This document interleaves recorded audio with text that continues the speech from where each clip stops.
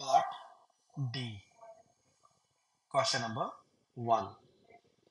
इसमें हमें दो वेव्स दी गई हैं, उनके बीच का फेज डिफरेंस फाई है और फिर हमें इंटरफेरेंस करा के कुछ ऑप्शंस के आंसर देने हैं। तो जैसे एम्पलीट्यूड जो है वो दोनों का सेम है, वाई एम।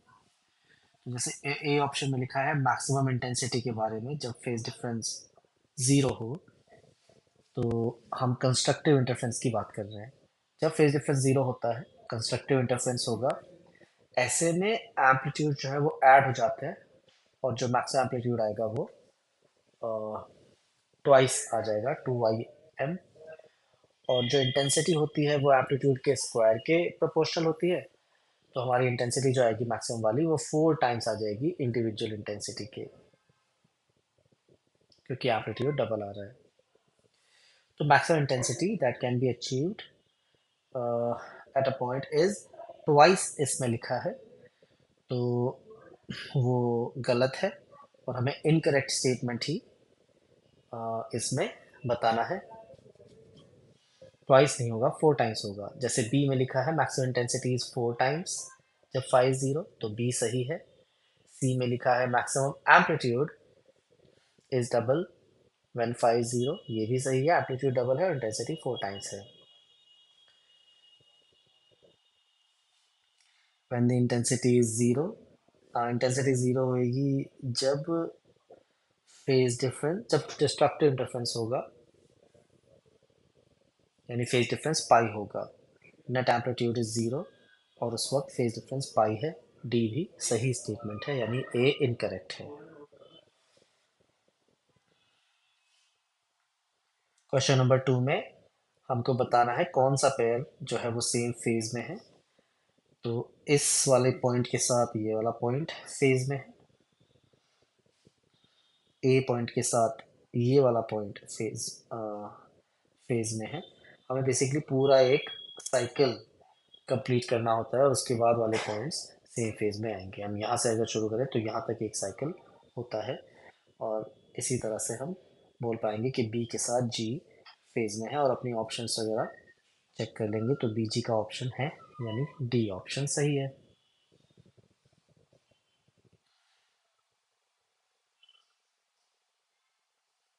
क्वेश्चन नंबर 3, इसमें हम फेज का ये वाला फॉर्मूला अगर यूज़ कर लें तो जैसे अगर दो ऐसी सिचुएशन में की बात करें जिसमें पाथ कवर्ड तो सेम है, यानी एक्स की वैल्यू तो सेम है, तो के एक्स सेम हो जाएगा। और टाइम अगर अलग है तो एक का T1 एक का T2 आएगा और जो डिफरेंस आएगा फेज डिफरेंस वो ये आ जाएगा, ओमेगा टाइम्स डेल्टा टी। और अगर ऐसी सिचुएशन की बात करें जिसमें टाइम सेम है तो ओमेगा टी कैंसिल हो जाएगा और के डेल्टा एक्स जो है वो फेज डिफरेंस आ जाएगा। तो ए ऑप्शन में हमें बोला गया है कि सेकेंड वेव जो है वो इतने टाइम के बाद प्रोड्यूस हुई है, यानी दोनों को सेम टाइम नहीं मिला है और सेम प्लेस की बात हो रही है, यानी पाथ सेम है, यानी एक्स सेम है और टाइम अलग है। तो हम ये फॉर्मूला लगा देंगे, ओमेगा डेल्टा टी, ओमेगा की वैल्यू डालेंगे 2 पाई इंटू एफ, फ्रीक्वेंसी हमें दी गई है 100 हर्ट्ज, इंटू डेल्टा टी जो हमें टाइम का डिफरेंस दिया हुआ है वो डाल देंगे और इस सॉल्व करके 3 पाई आंसर आ जाएगा।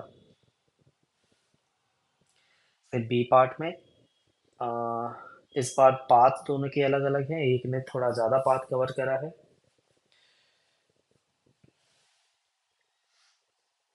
तो इस बार टाइम सेम लेके दोनों एक साथ प्रोड्यूस हुई हैं लेकिन पाथ कवर्ड अलग है। तो इस बार लगाएंगे हम के डेल्टा एक्स, के की वैल्यू डालेंगे 2 पाई बाई लैम्डा। लैम्डा हमें दिया हुआ है 2 सेंटीमीटर और डेल्टा एक्स जो हमारा है वो 4 सेंटीमीटर दिया हुआ है। सेंटीमीटर कट जाएगा और ये आंसर आ जाएगा।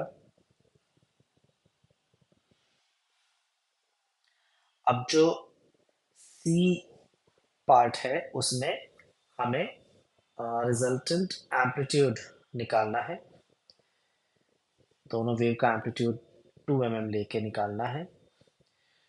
तो ए पार्ट में जैसे हमें पता है फेज डिफरेंस हमारा 3 पाई है, 3 पाई पे हमें पता है डिस्ट्रक्टिव इंटरफेरेंस होता है। डिस्ट्रक्टिव होता है तो एम्पलीट्यूड सब्ट्रैक्ट कर दिए जाते हैं, दोनों एम्पलीट्यूड इक्वल है, 2 - 2 0 आ जाएगा।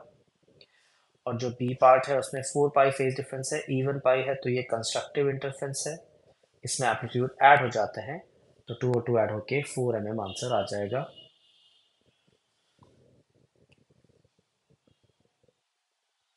क्वेश्चन नंबर 4 में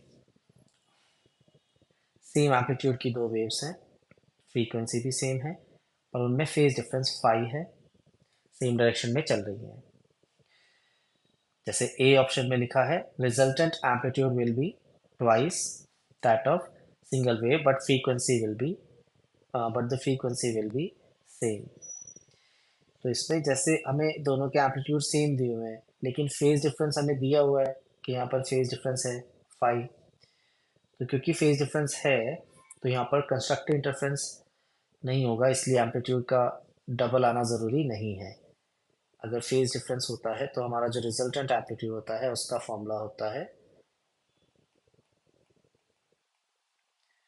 ये फेजर डायग्राम मेथड से हमारा फॉर्मूला आता है A2 cos फाई, यानी फाई पर डिपेंड करेगा कि एम्पलीट्यूड कितना आने वाला है। बी ऑप्शन में लिखा है resultant amplitude frequency will both be twice. C में लिखा है तो बी भी सही नहीं है, सी में लिखा है resultant amplitude will depend on phase angle, phi पर डिपेंड करेगा, जो कि सही है। जो फ्रीक्वेंसी आएगी रिजल्ट की वो सेम होएगी, ये स्टेटमेंट सही है। फ्रीक्वेंसी तो अगर जैसे एक की एफ नॉट है और दूसरे की एफ नॉट है तो इंटरफेरेंस के बाद भी एफ नॉट ही रहती है। डी ऑप्शन में लिखा है कि frequency and amplitude both will depend upon phase angle, ऐसा नहीं है, फ्रीक्वेंसी इंटरफेरेंस के बाद सेम ही रहती है, वेवलेंथ भी सेम ही रहती है। जो एम्पलीट्यूड है वो इस फॉर्मूला से हम निकाल लेते हैं, फाइव पर डिपेंड करता है और इंटेंसिटी भी फाइव पर डिपेंड करेगी।